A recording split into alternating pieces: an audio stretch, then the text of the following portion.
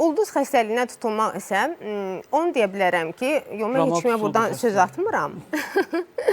Adətən uşaq vaxtı ancaq uğurlu olanda ona dəyər verilirsə və yaxud da mükəmməl görünəndə ona dəyər verilirsə, bəli, belə insanlar ulduz xəstəliyinə tutulurlar gələcəkdə.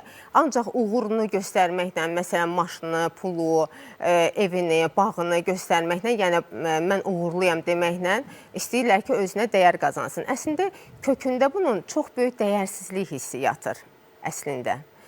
O insanlar əslində özlərini, öz şəxsiyyətlərini həmin o malla, pulla, uğurla birləşdirirlər.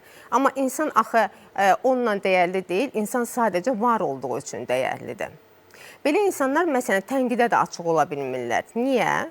Çünki tənqidi bilirsiniz necə qəbul edirlər. Deyirlər ki, hə, filan kəs mənə paxıllıq elədi, filan kəs məni qısqanır. Amma əslində tənqid bir fürsətdir.